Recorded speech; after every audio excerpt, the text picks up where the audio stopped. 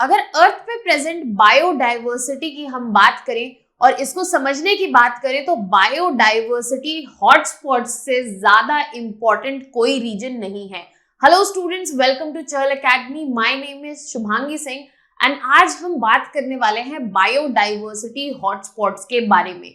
ये एक ऐसा टॉपिक है जो आपके ओवरऑल प्रिपरेशन को डायरेक्टली एड करता है, चाहे प्रीलिम्स से आप क्वेश्चंस का प्रेजेंस देख लें प्रीवियस ईयर्स में या फिर मेंस का प्रिपरेशन देख ले, वहां पर भी इसकी अंडरस्टैंडिंग और इसकी इंफॉर्मेशन, डायमेंशंस का एनालिसिस आपको फर्दर हेल्प करता है। ऐसी और भी वीडियोस और कंटेंट के लिए you can follow our YouTube channel.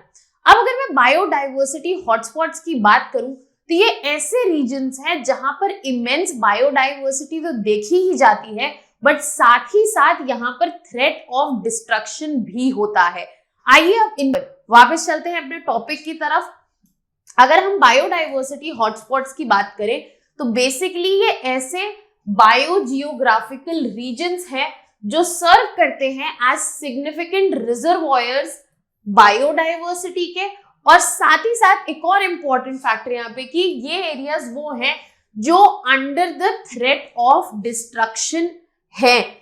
यहाँ पर ये जरूरी है समझना कि ये सिर्फ वो रीजन्स नहीं है जहां पर बायोडाइवर्सिटी इमेंस है, बल्कि यहाँ पे ये भी है कि ये जो बायोडाइवर्सिटी है वो under the threat of destruction भी है। अगर हम बायोडाइवर्सिटी के इंपॉर्टेंस की बात करें या बायोडाइवर्सिटी हॉटस्पॉट की इंपॉर्टेंस की बात करें तो ये वो रीजन्स हैं जो कि बायोडाइवर्सिटी में रिच है और यहाँ पे wide variety of plant and animal species मिलती है, जो कि एक बहुत ही इंपॉर्टेंट फैक्टर है हमारा कंजर्वेशन में। और इसी वजह से यहाँ पर कंजर्वेशन एफर्ट्स को बढ़ाने की जरूरत है, क्योंकि बायोडाइवर्सिटी में अगर कंजर्वेशन नहीं होगा तो यहाँ पर उन स्पीशीज का एक्सटिंक्शन होना पॉसिबल है। हो सकता है कि वो कंप्लीटली एक्सटिंक्ट हो जाए।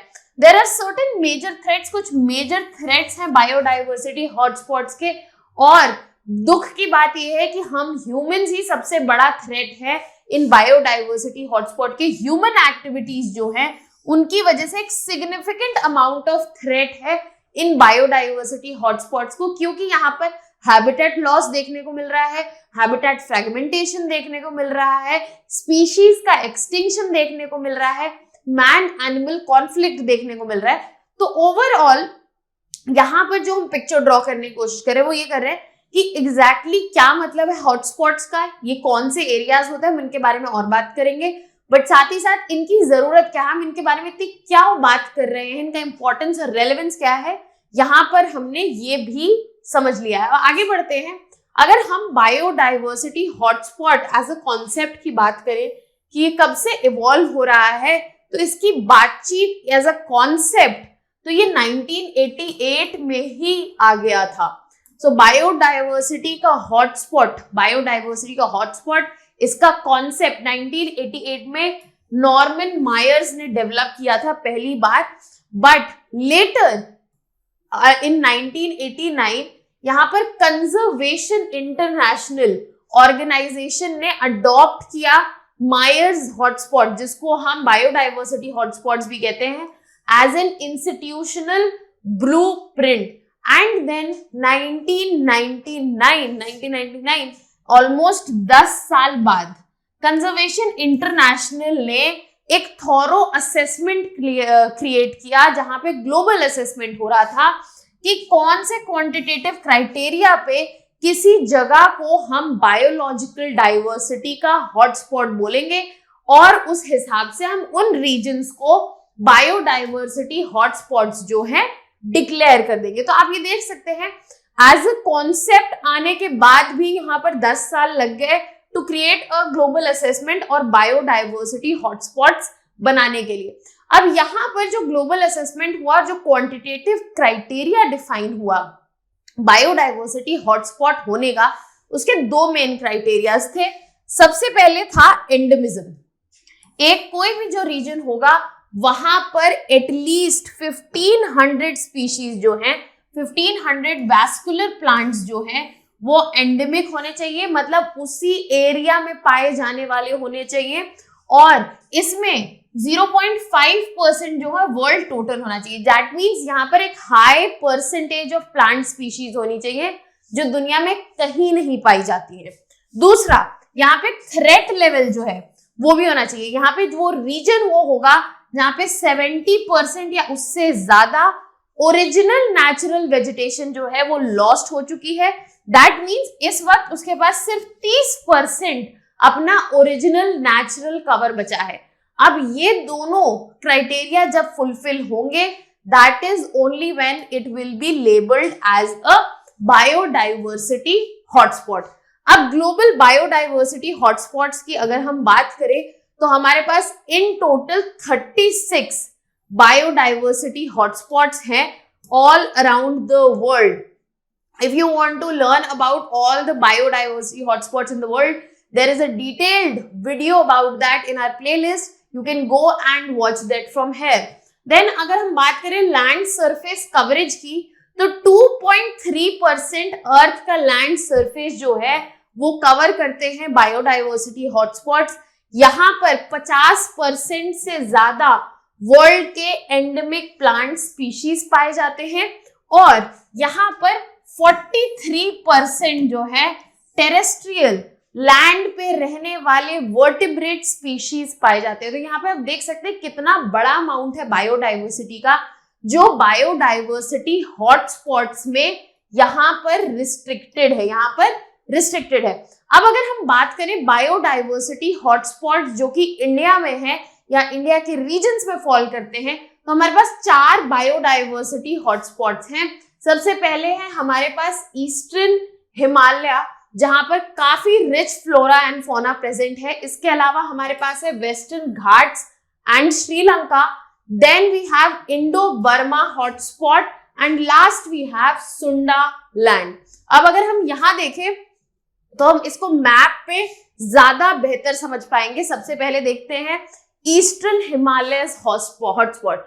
ईस्टर्न हिमालयन रीजन की आप बात करें तो आप देख सकते हैं इंडिया का north and north east region में covering parts of India, Nepal, Bhutan and north eastern India. यहाँ पर major species and plant and animal species देखने को मिलती हैं जैसे कि red panda and snow leopard. यहाँ के 2 मेजर स्पीशीज हैं जिनका कंजर्वेशन स्टेटस आप मुझे कमेंट सेक्शन में डाल के बताइए। रेड पैंडा का क्या कंजर्वेशन स्टेटस है एंड स्नो लेपर्ड का क्या कंजर्वेशन स्टेटस है। देन दूसरा आते हैं हम western Ghats and Sri Lanka. So you can see it is on the western coast of India जहाँ पे वेस्टर्न घाट्स हैं। यहाँ पर नेचुरल वेजिटेशन जो है काफी लश ग्रीन और डेंस है और ये all across the western coast जो है वो एग्जिस्ट करता है। यहाँ पर हमारे पास अगेन कई एंडेमिक और एंडेंजर्ड स्पीशीज देखने को मिलती हैं जिसमें से important ones are Nilgiri tahr and lion tailed macaque. इसके अलावा अगर हम आगे बढ़े then we have Indo Burma hotspot. Indo Burma hotspot जो है वो एक्सटेंड करता है नॉर्थ ईस्ट इंडिया से। आप देख सकते हैं ये नॉर्थ ईस्ट इंडिया के पार्ट से यहाँ से एक्सटेंड करता है gradually into south east Asia और यहाँ पर कई तरह के एम्फीबियंस, बर्ड्स और रेप्टाइल का प्रेजेंस भी देखा जाता है। Then moving towards the fourth one, we have Sundaland. If we are talking about Sundaland, आप देख सकते हैं it includes निकोबार आइलैंड्स। अब सुंडालैंड के रीजन में यहाँ पर निकोबार आइलैंड्स जो है वो इंक्लूडेड है जो कि इंडिया का पार्ट है। तो यहाँ पर निकोबार आइलैंड में it itself is known for endemic species, natural flora and fauna और जहां पर यूनिक टेरेस्ट्रियल स्पीशीज के साथ साथ मरीन बायोडाइवर्सिटी भी देखी जाती है। Now we have covered 4 biodiversity hotspots in India जहां पे 4 ये हॉटस्पॉट्स जो हैं वो इंडिया के पार्ट्स में लाया करते हैं और इनमें जो मेजर स्पीशीज हैं हमने उसके बारे में भी बात की है। अब आगे बढ़ते हैं और डिस्कस करते हैं कि क्या क्या थ्रेट्स हैं जो अभी बायोडाइवर्सिटी हॉटस्पॉट्स पर हैं। सबसे पहला है हैबिटेट डिस्ट्रक्शन। डिफॉरेस्टेशन हो, अर्बनाइजेशन हो, एग्रीकल्चरल एक्सपेंशन हो, इसकी वजह से इन सारी ह्यूमन एक्टिविटीज की वजह से हैबिटेट डिस्ट्रक्शन देखने को मिल रहा है और यहाँ पर क्रिटिकल इंपॉर्टेंट हैबिटेट्स जो हैं, जो कि इन बायोडाइवर्सिटी हॉटस्पॉट के हैं, वो डिस्ट्रॉय हो रहे हैं। साथ ही साथ climate change, because of changes in temperature and precipitation pattern, जो कि क्लाइमेट चेंज की वजह से हो रहा है, वो भी इफेक्ट कर रहा है स्पीशीज का डिस्ट्रीब्यूशन और उनका इकोसिस्टम भी। इसके अलावा पोल्यूशन में बहुत बढ़ोतरी देखी गई है। Industrial activities, pesticide use, plastic waste, ये भी इम्पैक्ट कर रहा है बायोडाइवर्सिटी को। And other than that, non native species जिनको इंट्रोड्यूस किया जा रहा है, जो स्पीशीज उस पर्टिकुलर रीजन की नहीं है, उन्हें बाहर से लाके इंट्रोड्यूस किया जा रहा है, वो अलग अलग तरह के डिजीजेस, साथ ही साथ आउट कम्पीट करती है उन स्पीशीज के साथ जो कि उस पर्टिकुलर रीजन को बिलोंग करती हैं, और इस वजह से इकोसिस्टम में इम्बैलेंस भी क्रिएट होता है। Other than that, over exploitation, unsustainable hunting चल रही है, अनसस्टेनेबल पोचिंग चल रही है, फिशिंग, लॉगिंग, जिसकी वजह से स्पीशीज पॉपुलेशन जो ऐसे बायोडाइवर्सिटी हॉटस्पॉट में रहते हैं वो डेंजर में है और साथ ही साथ डिप्लीट कर रहे हैं। अगर हम बात करें overall importance of biodiversity hotspots, तो उनका इंपॉर्टेंस जो है वो मल्टीपल डिमेंशंस पर एग्जिस्ट करता है। चाहे हम इकोलॉजिकल इंपॉर्टेंस समझे, जहां पर overall health of the planet पर इंपैक्ट डालते हैं बायोडाइवर्सिटी हॉटस्पॉट्स, जैसे कि अमेज़न रेन फॉरेस्ट, जिनको हम लंग्स ऑफ द अर्थ भी कहते हैं, अगर वहां पर इंपैक्ट, जैसे रिसेंटली वहां पर ड्रॉट देखा जा रहा है, उसका इंपैक्ट अर्थ की हेल्थ पर भी पड़ेगा। तो यहाँ पर अगर बायोडाइवर्सिटी हॉटस्पॉट्स कॉम्प्रोमाइज होंगे तो overall health of the planet पे इफेक्ट देखने को मिलेगा। साथ ही साथ जेनेटिक इंपॉर्टेंस ये है यहाँ पर कि ये जो बायोडाइवर्सिटी हॉटस्पॉट्स है, ये बहुत ही जरूरी है जेनेटिक डाइवर्सिटी मेंटेन करने के लिए, जिससे इकोसिस्टम्स का रेजिलियंस बना रहता है। अगर ये रेजिलियंस नहीं बना रहेगा तो इकोसिस्टम बहुत फ्रेजाइल हो जाएंगे और छोटे मोटे चेंजेस से ही इनको डिस्टर्बेंस या फिर एक्सटिंक्शन देखने को मिल सकता है। इसके अलावा यहाँ पे कल्चरल इंपॉर्टेंस भी है, जहां पर लोकल कम्युनिटीज की लाइफ जो है ये बायोडाइवर्सिटी इनरिच करते हैं।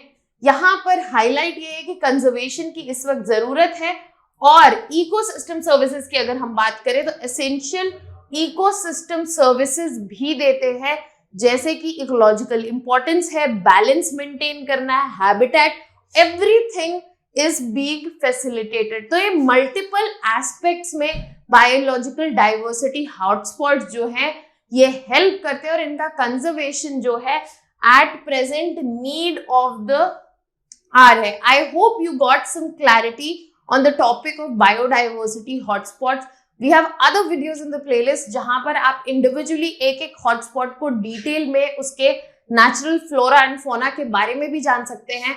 For more such videos and content related information, please subscribe to your YouTube channel. That was all from my side. Thank you so much.